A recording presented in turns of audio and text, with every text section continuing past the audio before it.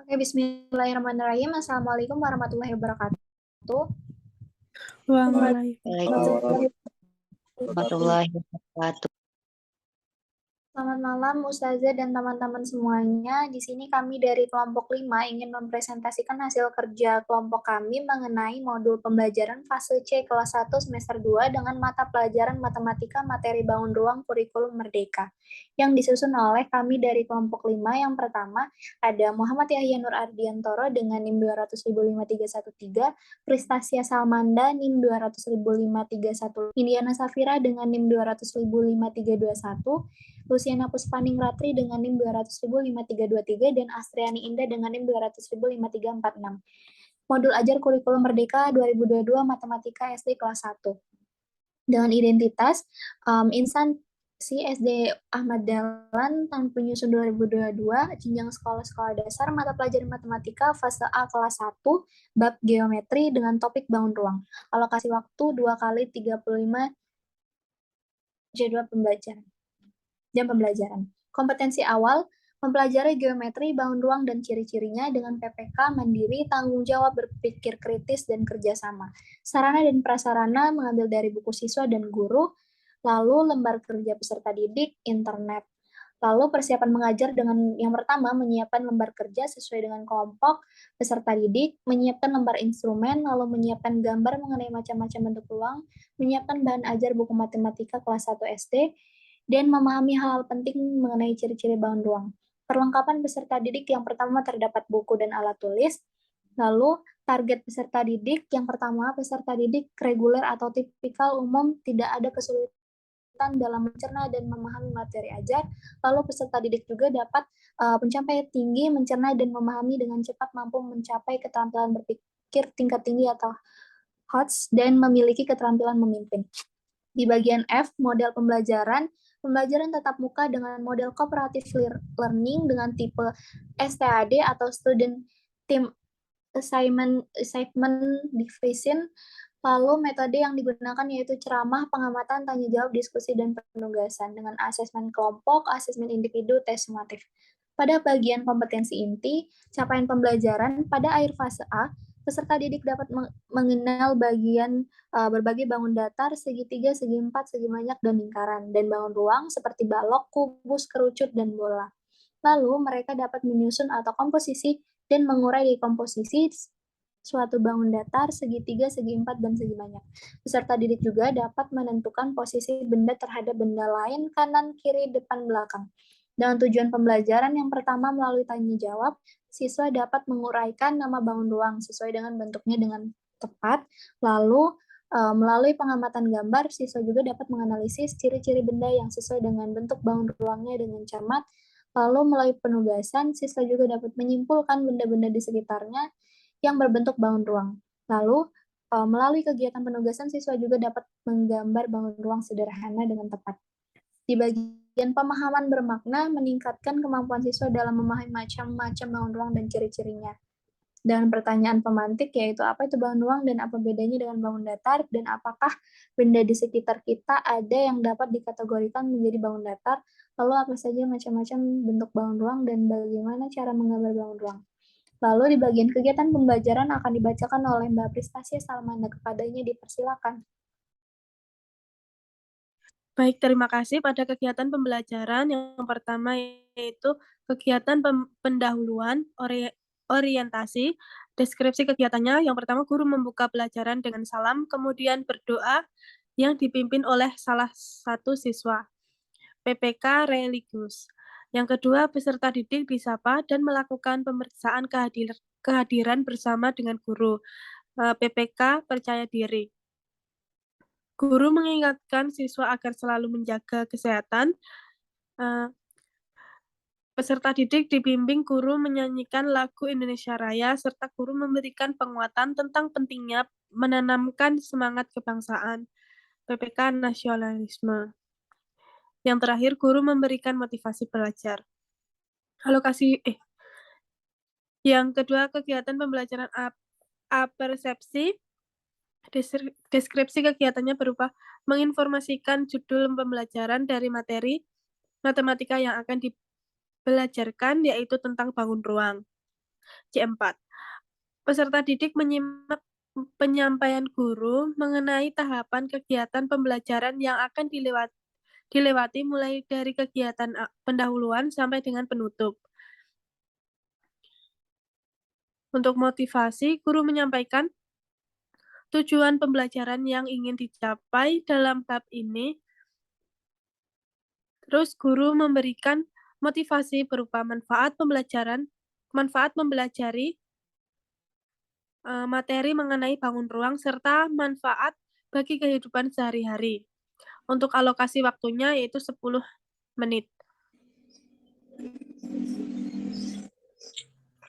Selanjutnya, kegiatan inti akan dibacakan oleh Saudara Yahya.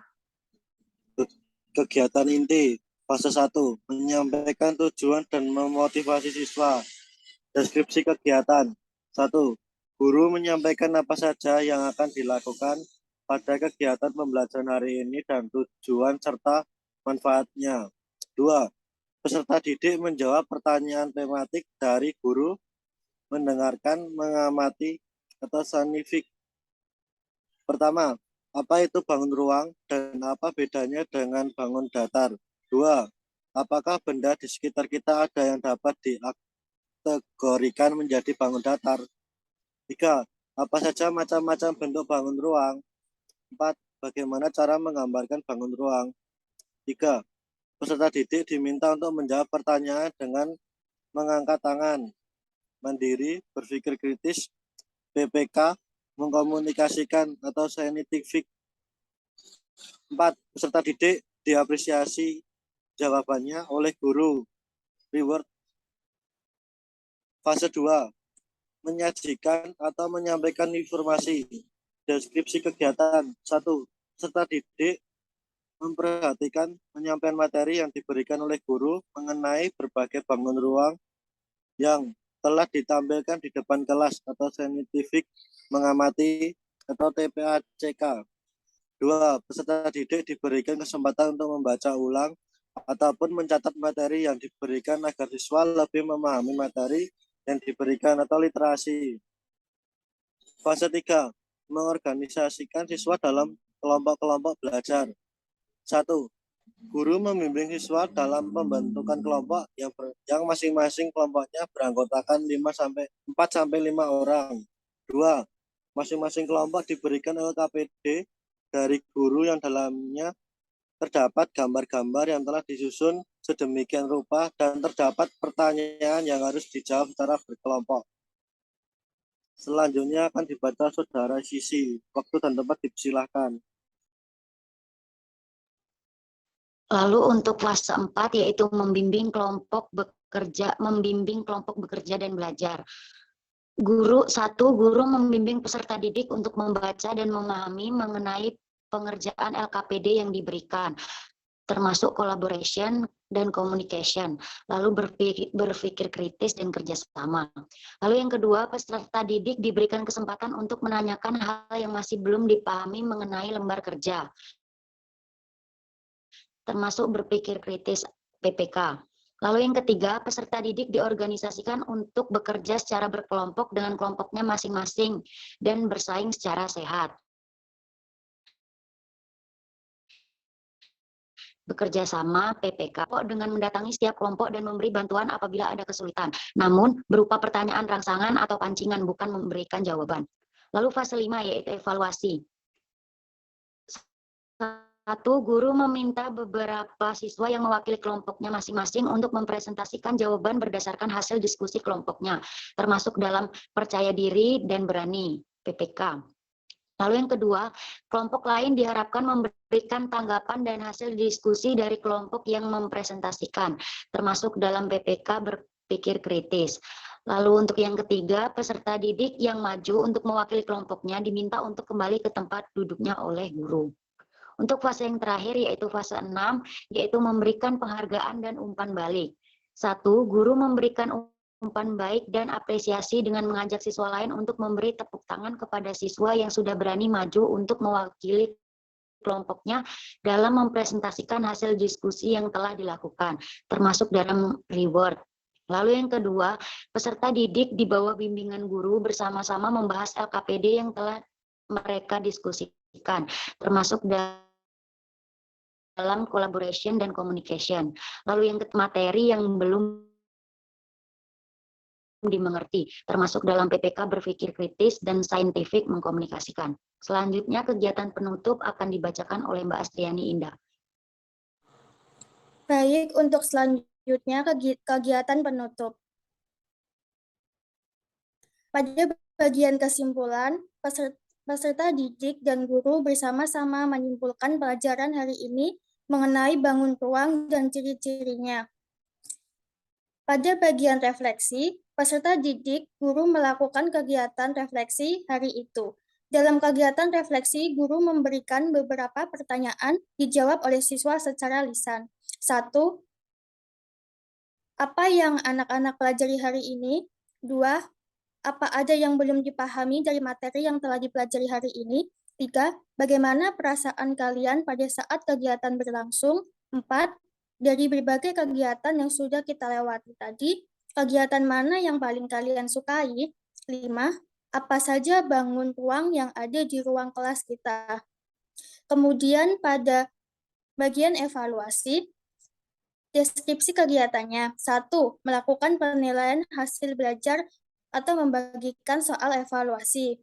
Kemudian, guru menyampaikan bahwa soal evaluasi dikerjakan secara individu dan dikumpulkan sebelum pembelajaran berakhir.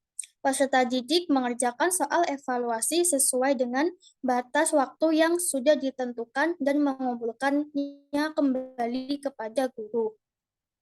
Pada bagian tindak lanjut, deskripsi kegiatannya yaitu guru menyampaikan pembelajaran untuk pertemuan berikutnya. Guru memberikan apresiasi kepada kelompok yang paling kompak dan berhasil melakukan praktik sederhana dan presentasi terbaik. Kemudian, untuk mengakhiri kegiatan pembelajaran, guru mengajak semua siswa berdoa menurut agama dan keyakinannya masing-masing yang dipimpin oleh salah satu siswa. Kemudian untuk alokasinya waktu yaitu 10 menit. Selanjutnya saya kembalikan ke moderator. Baik, selanjutnya.